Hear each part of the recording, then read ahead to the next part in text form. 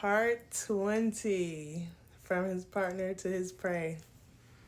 So, I'm working at the car lot, and when a customer comes on the lot, anybody can approach them. Any of the salespeople can approach them. And this particular person, um, it was a young lady. She came looking for a vehicle. Now, there were only two females that worked at this particular car lot, myself and one of my coworkers. So, my coworker and I were really cool, really close, and we actually ended up getting our desk right next to each other. So the young lady comes in. I was wrapping up for the day. I was finishing up um, the little paperwork and phone calls that I had to do for the day. And my friend had, just got a new customer. She ended up catching the lady that came in looking for a car.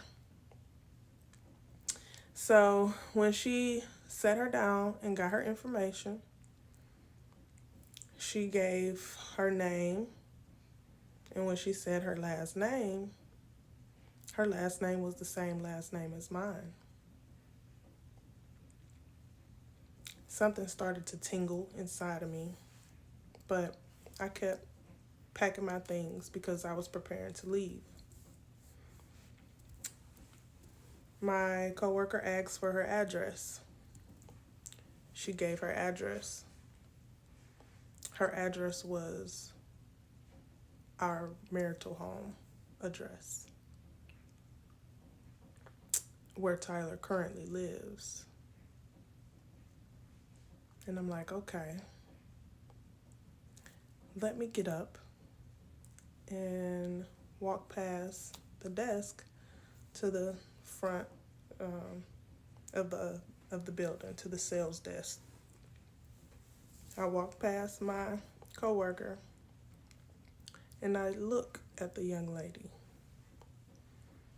And when I look at her, I see that she's holding a baby that is about maybe 5, 6 months, looks like. So I walk to the front, I enter the sales desk, and I must have had a look of rage on my face because they would not let me go back out of the sales office. They kept me in there because my coworker, once I walked past her desk, shortly after I arrived in the at the sales desk in the front in the sales office, she came behind me and explained what was going on. And everybody was extremely nervous, concerned, frightened. They did not know how I was going to react, what I was going to do. And the young lady had a baby with her, so they were seriously scared. Everybody was scared. And my friend was like, my coworker, she's like, the unmitigated gall of this young lady to come up in here like this. And she came in to get Tyler his dream car. Now, the reason that this young lady knew where I worked was because we went to court.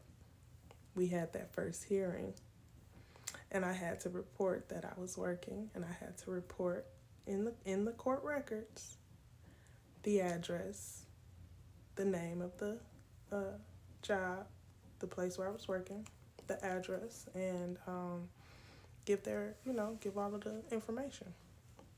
So she knew. They both knew.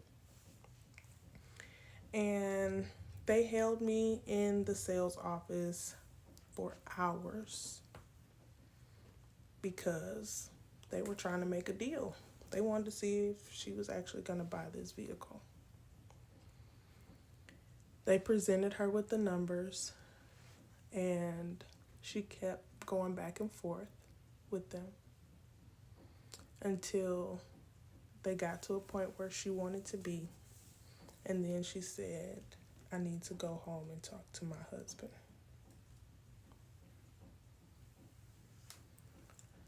So at that point,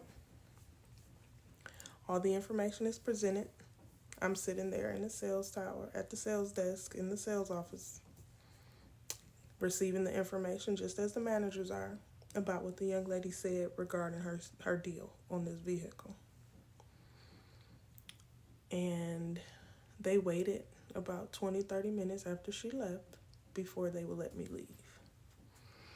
They made sure I was calm. They made sure I was okay. And, everybody was, very, very considerate and compassionate. They checked on me. They made sure I didn't need anything. They made sure I was all right. So I leave and I go home, and I'm losing it because I can't wrap my mind around the fact that this young lady came to my job. She lives at my former residence. She's married to my former husband. And she has a 6-month-old looking baby, which means she was pregnant while we were married, because our divorce is still not even, no, matter of fact, this was right after the divorce was finalized. This was May of 2012 when she came into the job. The divorce was finalized the early part of May. She came in the latter part. And that's how I found out that Tyler was remarried. And like I said, our divorce was finalized in May. So 6 months, May is the 5th month. So December of the prior year, that baby was likely already born. So when we initially had our court date, that baby was already in existence. So when Tyler said,